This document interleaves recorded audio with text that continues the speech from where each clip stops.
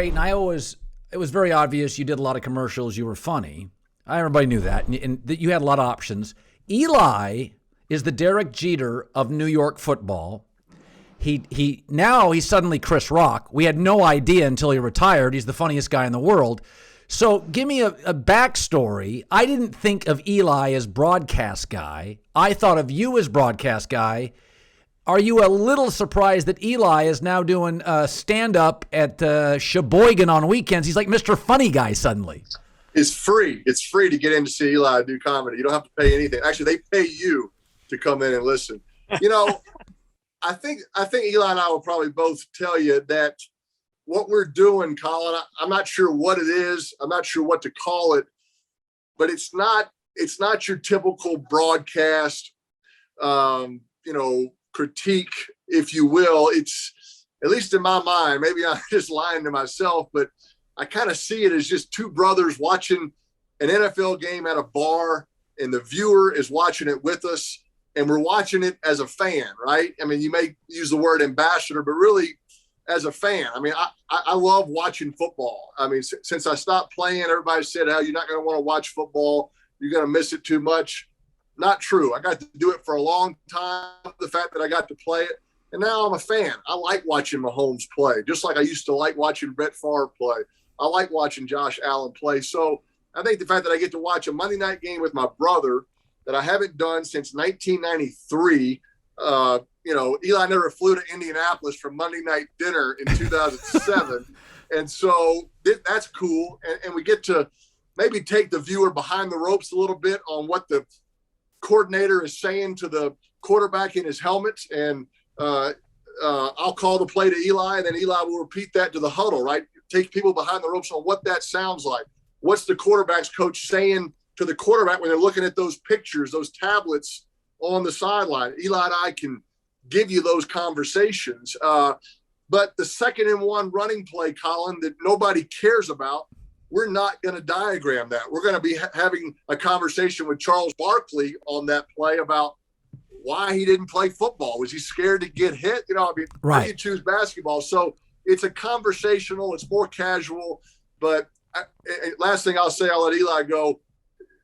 I'm going to be hard pressed to say anything negative about a quarterback or a lot of players. If the guy throws an interception, I'm probably going to say, watch this play by this safety, right? This is an awesome play, because I know what it was like as a quarterback. I'm not going to say, how can you do that?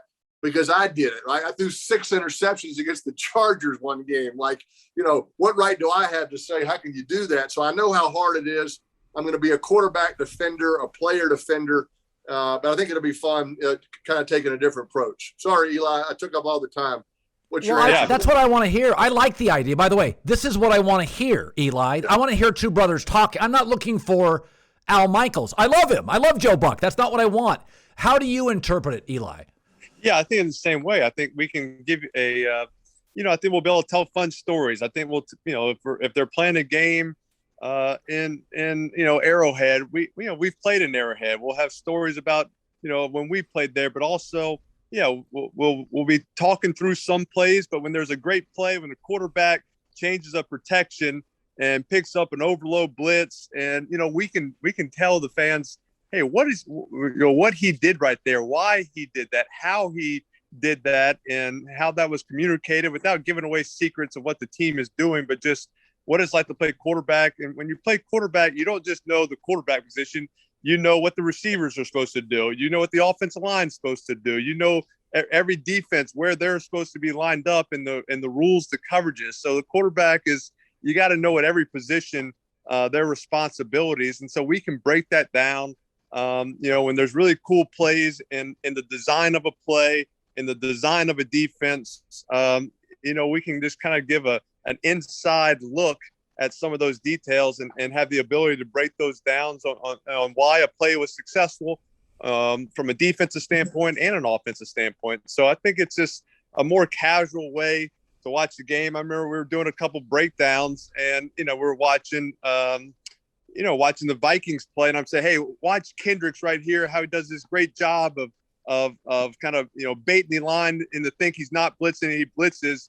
and they're saying, well, hey, it's actually better if you say the number. Like, all the fans might not know who Kendricks is, so you don't have to know every number. Just say number 54. That's better for us, because the fans, they'll be able to understand what you're doing and how you're breaking down that film. And so I'm like, oh, that's even better. I don't have to know every single player name that's playing. We can say numbers. And so it's just more of a fan kind of watching a game that wants to know a little bit more what's going on.